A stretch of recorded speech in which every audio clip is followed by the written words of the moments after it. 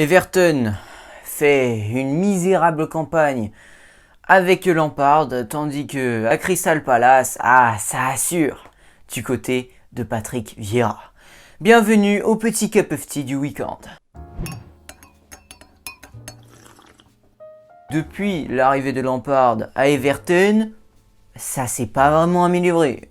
Clairement, on s'attendait à ce que Everton récupère quelques petits points par-ci par-là. Depuis qu'il est arrivé, ils ont seulement récupéré 3-4 points en première ligue, ce qui est vraiment insuffisant et c'est pourquoi ils sont au bord de la relégation. Et il y en a un, je peux vous dire que de son côté, il doit être assez en rogne. C'est le directeur sportif Kevin Thelwell. Il est arrivé le 25 février à Everton et depuis, dites-vous que Everton a quand même concédé 11 buts en 6 matchs, a perdu quasi tous ses matchs. Ils perdent de façon variée. Voilà, contre Manchester City, c'était une défaite non méritée. Clairement, ils méritaient mieux que ça.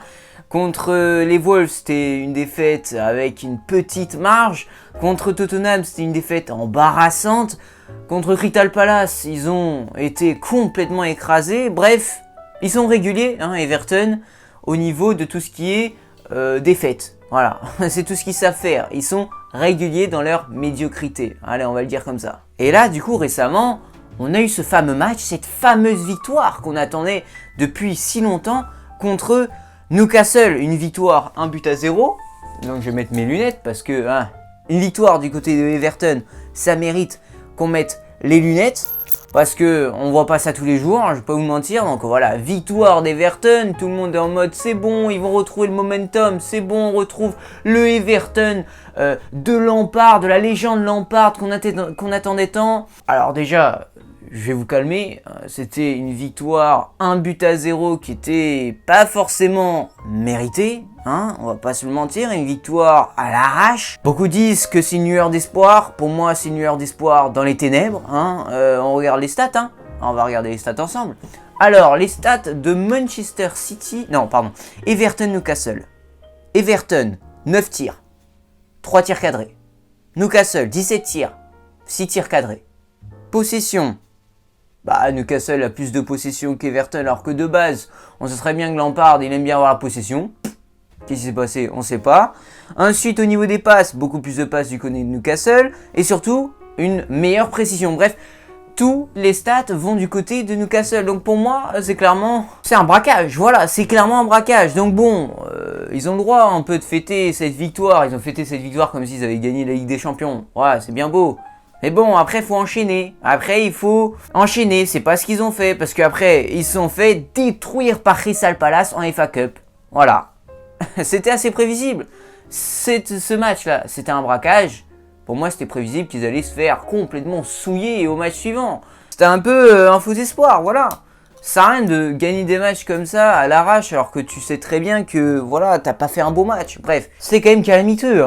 Et donc c'est la 9e fois avec ce fameux match contre Crystal Palace qui prennent 3 buts ou plus dans un match. Aïe aïe aïe aïe aïe.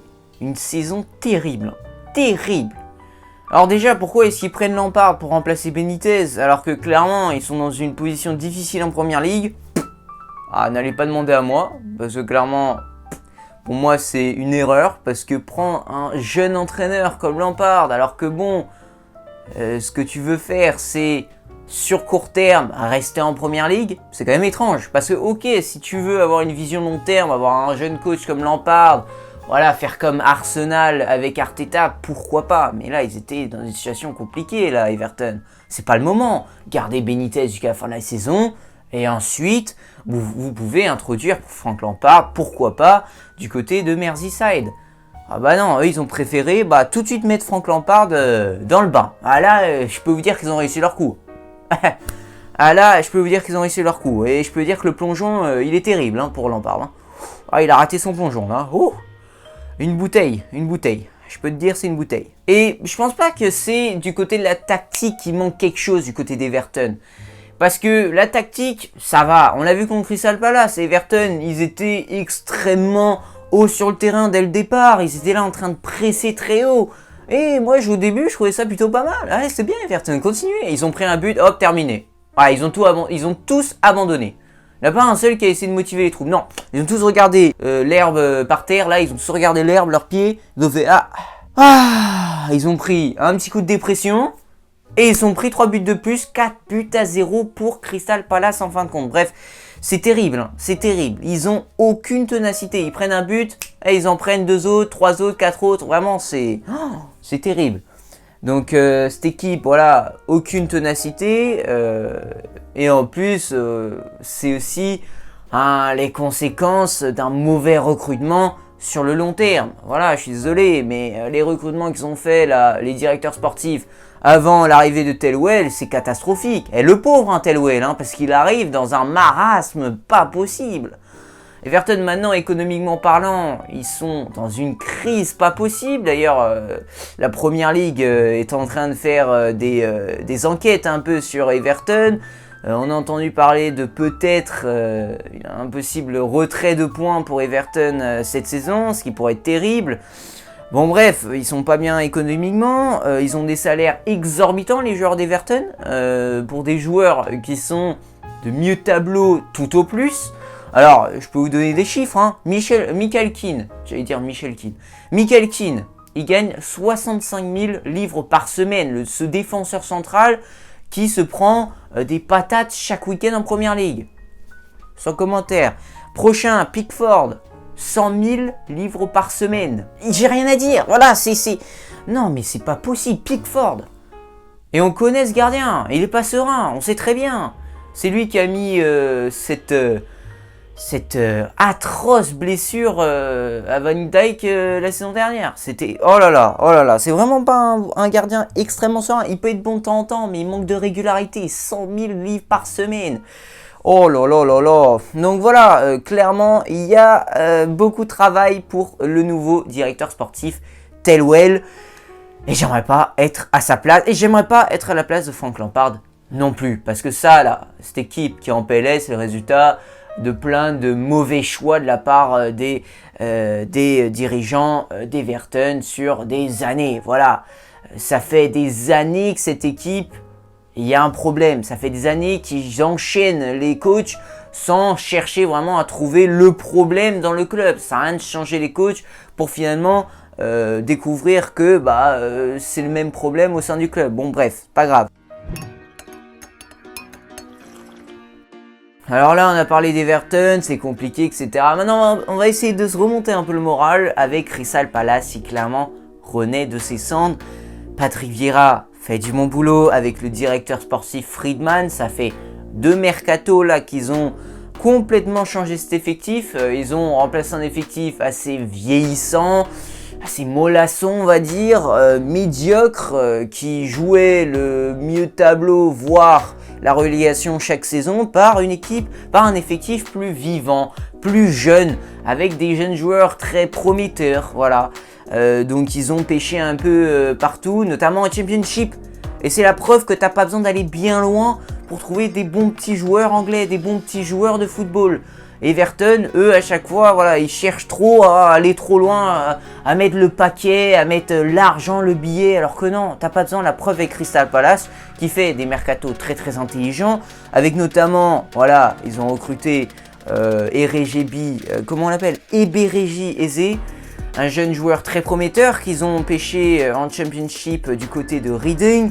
Olysée aussi, qu'ils ont recruté aussi en Championship, des joueurs très prometteurs. Après, ils ont mis un peu plus d'argent sur le joueur de Chelsea, Gueye, mais en général, ils mettent pas beaucoup d'argent. Et ils ont le pif, Crystal Palace, ils mettent l'argent quand ils sentent que ça vaut le coup. Pas comme Everton qui, voilà, ont fait n'importe quoi ces dernières années et on voit le résultat aujourd'hui. Donc voilà, et d'ailleurs, ça se voit que ça marche très bien du côté de Crystal Palace parce que voilà, les dirigeants, ils ont la pleine confiance en Patrick Vieira et c'est ça qui est vraiment bien. Des dirigeants qui font confiance en leur jeune coach comme Patrick Vieira du côté de Crystal Palace. Ça fait clairement plaisir. Patrick Vieira a clairement les mains libres, il peut faire ce qu'il veut. Du côté des jeunes joueurs, on sait très bien que c'est quelqu'un qui donne de très bons conseils. On l'a vu du côté de Nice, il a eu du mal à mettre son empreinte, mais pour ce qui est développement de jeunes joueurs, c'est difficile de faire mieux que Patrick Vieira. Il est vraiment très très bon dans ce domaine. Et d'ailleurs contre Everton en FA Cup, durant ce massacre 4-0, et bah, dites-vous que sur les 11 joueurs sur le terrain, il y en a 7 qui ont été recrutés durant ces derniers mercato, dont 3 qui ont été carrément impliqués dans les buts et qui ont été buteurs. Voilà, et c'était Gueye, Mateta et Hughes. Voilà. Donc voilà, vraiment, clairement, ça paye. Ils sont dans une dynamique, dans une stratégie à long terme, Crystal Palace. Ils sont pas si loin de Everton, je crois ils ont 9 points de plus, c'est pas grand chose, mais clairement ça va dans le bon sens. On voit dans tous les matchs que Crystal Palace s'améliore, progresse. On a des jeunes autour de cadres comme Zaha qui prolifèrent, qui commencent à mettre leur empreinte. Et Everton devrait s'inspirer de Crystal Palace là-dessus. Il devrait s'inspirer de ce club de Londres, clairement. Il devrait s'inspirer du directeur sportif Friedman et de Patrick Vieira parce que ils ont beaucoup de choses à apprendre. Pas besoin d'aller bien loin, la Championship c'est une mine d'or. En voici la preuve avec Crystal Palace qui a récupéré de très très bons petits joueurs en Championship. Pourquoi pas faire la même chose à Everton, même si je vais pas vous mentir, Delwell avec tout ce qu'ils ont fait, ses prédécesseurs durant les derniers mercato, et bah clairement économiquement parlant, il a un budget très très limité. Donc pour Delwell ça va être compliqué. Et surtout, à Everton et à Crystal Palace, t'as pas les mêmes dirigeants. Les dirigeants de Crystal Palace sont beaucoup plus généreux avec leur directeur sportif que les dirigeants d'Everton. Donc voilà, c'était le petit cup of tea du week-end. J'espère que ça vous aura plu. Voilà, mettez le petit like, un petit abonnement. Sur ce, moi je vous dis à la semaine prochaine. Peut-être qu'on se verra aussi pendant la semaine.